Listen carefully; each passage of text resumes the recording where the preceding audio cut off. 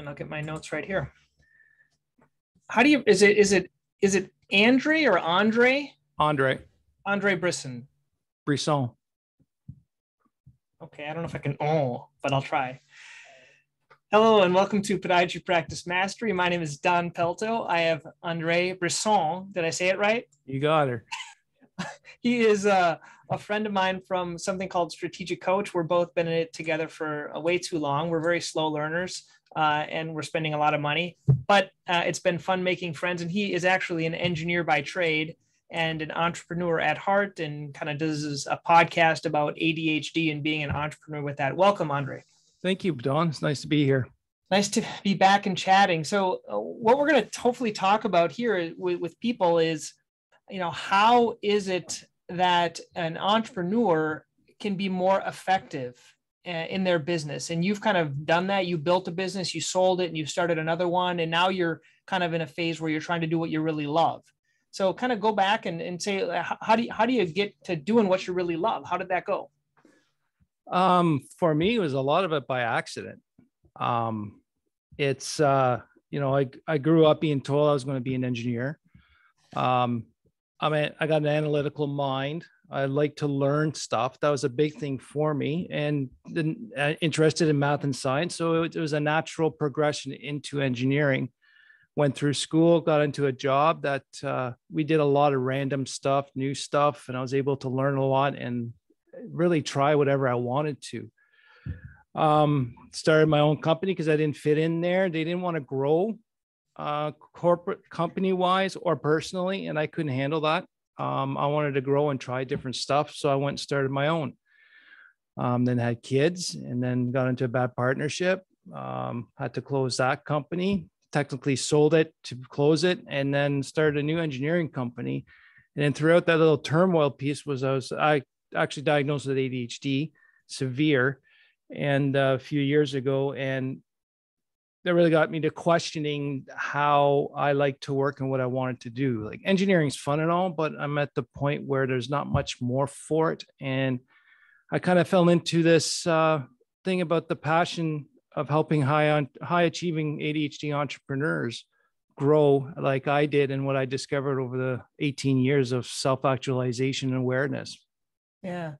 Now, let me ask you about this whole thing. I think it's very similar to a lot of podiatrists. Even I think a lot of us, we maybe, as I look back and do some soul searching, I think I went into medicine because my mom and my aunts, they always said, you're going to be a doctor. And I still remember that to this day. And they almost shadow these professions on you. And you just, I think a lot of us are second and third generation podiatrists. A lot of podiatrists might be listening.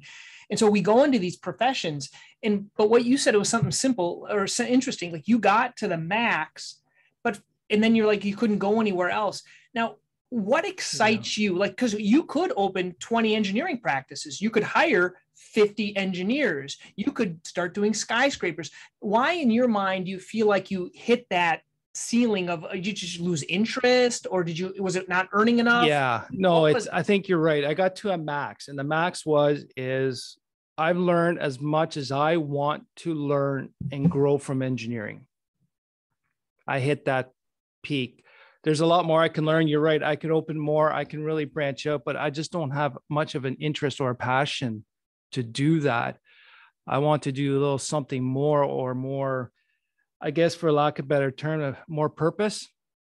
Yeah. Like the way I grew up into the entrepreneur world, the adult life.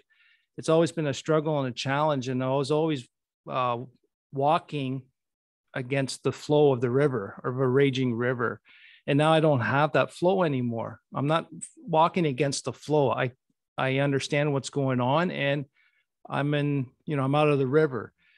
So a lot of it had to do with the passion, is where I think I hit the peak. I love the people who work for me, and I want to help them grow. I still like to be around the engineering, but I got to do something more. And that's where I branched out into tactical breakthroughs and then running this podcast. Now, let's talk, if very similar, successful engineer, a successful podiatrist, because you have to have something producing revenue for you to do what you really enjoy and have passion. If I ask everyone listening to this podcast, hey, do you want to just like not see patients and just do something that's passionate, like me doing my podcast? I can't do that all day. Maybe I could take one day or a few hours. Like, are you totally out of engineering? Have you structured it so you don't have to do any engineering and you can do all this passion stuff? I'm on there. I'm probably at 80% of the way. And what the engineering company Objective Engineering is self-managing. So I can actually go for weeks away on holidays and not check in, and it'll keep going. And the way I did that is just having a lot of standard operating procedures, SOPs, set up the structure of the company, that things are being done the same way and everyone's on the same page. And then what I've done is really stuck to, we both know unique ability is a big key thing with strategic coach. Stuff you love to do and you got a full passion, you can do it forever. I'm sticking to those in the engineering field. And a lot of that has to do with coaching my team, helping them rearrange schedules when things hit a wall, or come up with complex solutions. Well, come up with simple solutions to what people perceive as a complex problem. And then dealing with customers at a higher end is where I'm at right now. So then that gave me more time to pursue my passion projects. How long did it take you to establish that company that way? Like, because you've been in coach for a lot of years. And I think a lot of us, we feel like the ceiling of complexity, and that's a term we use in strategic coach, but like, I'm humping it still. Like, we have 4 doctors in the practice. I'm humping it like everyone else. And unfortunately, like, my salary is based on production. And, right. And I think that's how a lot, so if you're talking to a lot of us that are in a similar place, how do you go and do these other things? Or can you find it within the profession itself? Like, you could focus on one area, maybe you like ingrown toenails or sports medicine, or that's your passion and you do it. Because if I did these podcasts all day, I'd be crazy. I'd be like, what am I going to do with all my time? I'd go, berserk. Yeah.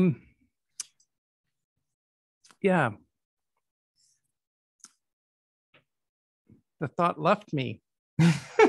Oh, yeah. It basically, the first go around, it took probably 2 years to get it self-managing. After you quit your old job, by the way, right? So could you have done your self-managing where you were at before? No, because I was the only person that can do it and do this stuff. And everyone was helping me do that.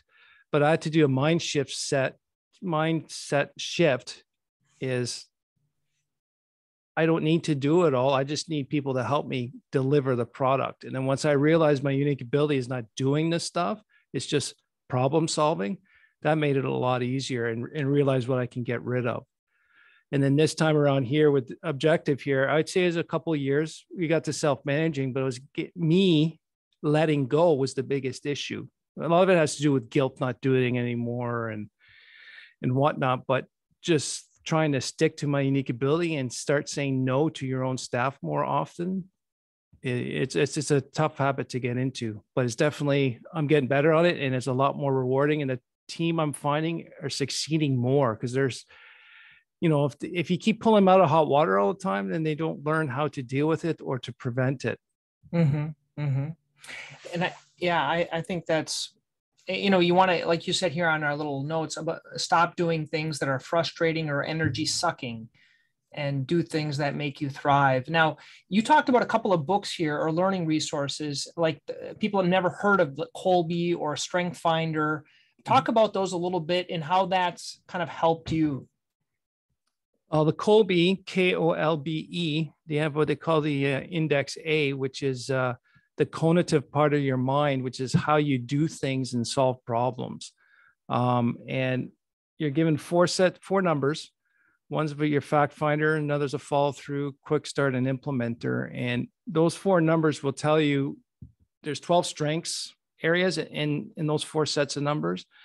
And for me, I'm initiating fact finder. So I start by getting information, while someone with a resisting or a lower number of fact finding don't need as much information. They just need the bullet points before they can go on to the next phase of the project. For me, that was a very powerful tool, because it confirmed and validated that this is how I work, and I always knew it. It's not the norm, especially in engineering, I'm not one for following rigid systems. I'm more random on how I like to attack problems. But that helped me communicate how I like to receive information and how I like to give it. And then the biggest success of that was when I got my whole team, their Colby A's. And then we actually learned a lot about how they work, and it actually improved communication. So if I want to communicate to my implementer's engineering manager, I need to make things more real for him to pick it up quicker, more pictures. While someone on the other side is conceptual, we can have a discussion. But the Strengths Finder, the Gallup Strengths Finder 2.0, to me, that was an eye opener. That explained why I have 500 different hobbies. You know, my top strength, you identified your top 5 strengths out of 34 themes. And my top one was learner. I just love to learn. You know, if I haven't learned anything in a while, it's the process of learning that I enjoy, not necessarily the topic. I'll just take, like, say, a pottery class just to learn something new.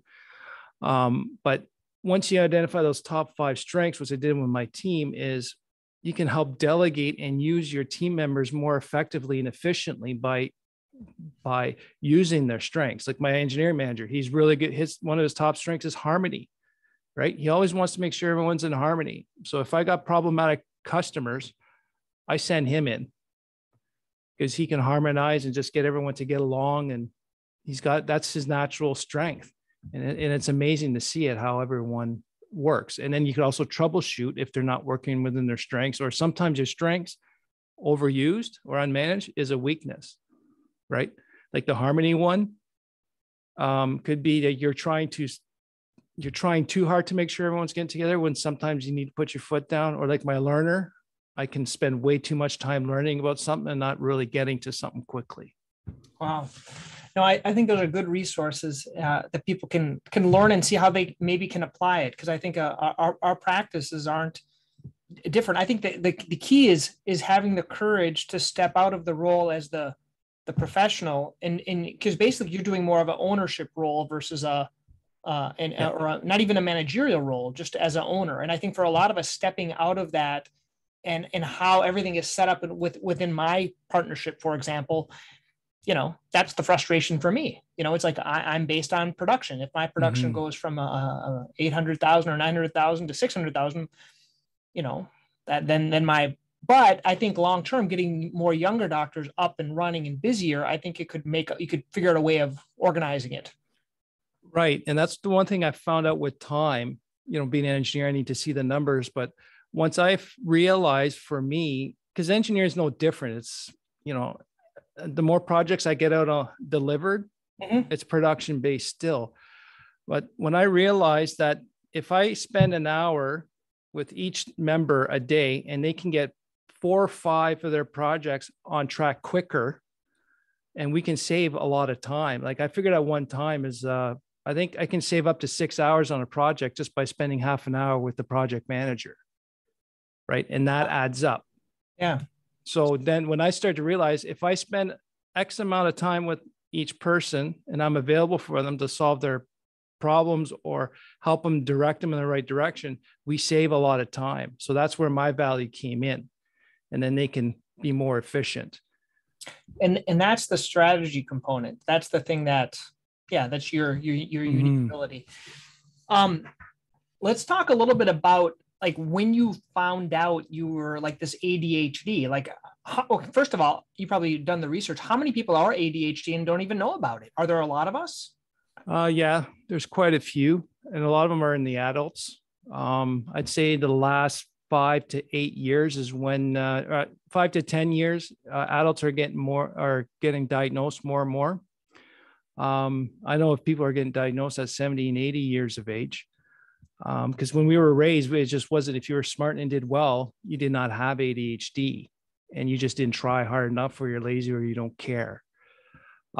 So right now, I think they believe 10% of the population is ADHD, and half of that 10%, 5% know that they're ADHD or diagnosed. So there's about 5% of the population they figure are not diagnosed yet. And And so the idea of ADHD, explain a little bit, and then explain like how you've done workarounds to successfully live and be successful. Well, ADHD is a neurological condition, which is your brain's wired differently than the neurotypical. Like for one, the prefrontal cortex isn't as well developed or is underdeveloped in different parts of the brain. So you have some deficiencies, or lack of a better word, shortcomings of inattention, hyperactivity, impulsivity. And what's not written or in the DSM is emotional dysregulation and executive dysfunction. So executive functioning is your brain's ability to set goals, achieve them, overcome procrastination, and just get things done. And then the ADHD brain has challenges with that. And then also there's a dopamine intake discrepancies too. So for me, I'm physically hyperactive, which is rare for adults. And impulsivity is a big one for me. And the executive dysfunction, I realized since my diagnosis has been an issue, but a lot of the stuff I did to overcome that unknowingly is having a logbook with me all the time. If I take note, I'm always taking notes. If I talk to someone, everything's logged and written down. So my working memory is not overtaxed. So the working memory of an ADHD person versus a neurotypical is about half. So neurotypical, 7 to 10 items of information can be stored in your mind and continue. That's why phone numbers are 7 and 10 digits, easier to remember. But an ADHD brain is about half. So about 4, 5, 6 of the information you can keep in your head. So if I learn a 7th, then that first one's gone forever. That's why I started writing stuff down. And then we take more detailed notes. And so I know where we were at next time I go see it again. It's kind of interesting, kind of equating it to medicine or something like that. If you injure your eyes and you can't see, everything else becomes hyper, like your taste, your ears, your hearing, right. Everything else improves around that. So where you have a deficit of ADHD, everything else is improved around it. So you may be you're incapacitated or have difficulty with certain things, but everything else, like what has really benefited you because of the ADHD? Like what are you a lot better at that more people just aren't good at? Well, the ADHD brain never stops. It just keeps going.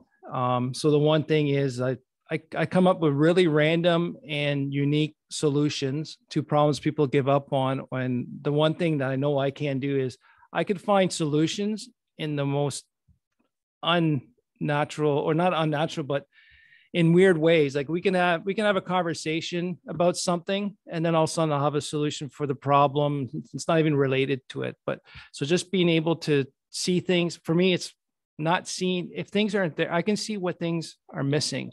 And that usually gets me going to solve a solution. So that's the one thing about it. It's never ending and the engine never stops. So it's go, go, go. But the thing is with ADHD, yes, it is. We do have these disorders or deficiencies, but if they're managed, we can flip them into our strengths, right? Yeah. Right. If I can manage my distractions, I can really have the ability to focus into hyper focus. If I can just like change my environment to have less distractions or whatnot, like for clutter really messes with my brain. So I got a clean desk, and so I really control the environment, and then how we receive information and how I started to deal with people. But ever since I got the diagnosis, I became more self-aware, and that awareness was heightened, and I was able to come up with all these solutions and systems and routines. Yeah. So we didn't address that. I want you to address the self-awareness and then your podcast, kind of how that, tell me about self-awareness. Like, am I self-aware? Who is self-aware? How do you become self-aware? Well, for me, how I became self-aware was in part undiagnosed. I've been doing everything wrong according to everyone. So I started to take a lot of self-help books. take a lot of assessments to identify my strengths. And what really happened is I figured out what I wasn't doing well normally to try and fix that. But after a while doing all that, I realized I wasn't doing much about anything. So then I start to just decide to what I do, the mirror check. I look in the mirror and say, if you're not good at this, then why? Or like for me, when my emotional dysregulation was firing on, was out of control, I start to look, say, why does that situation spark you? Why does that set you off? Or why don't you like that? Or why do you like that? And I work backwards and I find the triggers. But you got to be open and honest to yourself about that, not just read and say, I want to be like this because that's the way everyone else is. It's not being self-aware. That's just trying to fit in. So it's just like, maybe I'm not really good at this. Maybe I shouldn't spend as much time to perfect this weakness, and let's work on my strengths that I'm really good at and build those and strengthen those. And if I could stay in that wheelhouse, man, it gets fun. It gets fun quick. I think you said something there that everyone could take away is, I think within our professions, whether it be engineering, podiatry, medicine, we tend to all want to do what everyone else is doing. And you get to be really mediocre because frankly, there's a lot of other podiatrists that are much better than me. There's a lot of engineers that are much better than you. Mm-hmm. But there's certain areas that we excel beyond anyone else. And a lot of times, since we don't want to set ourselves apart, or we even think it's easy, we think it's normal, like there's nothing special in that. Like for me, doing these podcasts, like talking about business ideas, like I do this weekly update.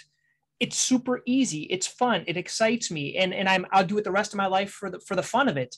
And that's something I don't realize that other people have a hard time with stuff like that. So what you should try to figure out how to do is what you're really like, try to do more of it. And that's where you got into this podcast. Tell me about this podcast. Is this something that gives you energy? Something that you like? Oh yeah. It gives me a lot of energy. I didn't realize how much it gives, but I started the Impulsive Thinker podcast, which is for high achieving ADHD entrepreneurs.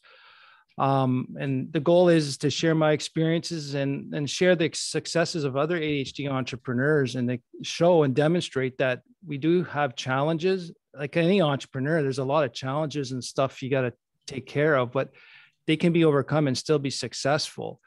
And then discuss solutions and typical struggles and challenges that we all have, and just have an open, true, real conversation about all this. And for me, it's to bring awareness about adult ADHD, especially in the entrepreneurial world. That's great. That's great. Well, thank you. We covered a lot. I think we'd like to do it again. I'll put a couple of links underneath here if they want to learn more about the Impulsive Thinker. And thank you so much for your time. Appreciate it, Andre. Thanks, Don. Always a pleasure.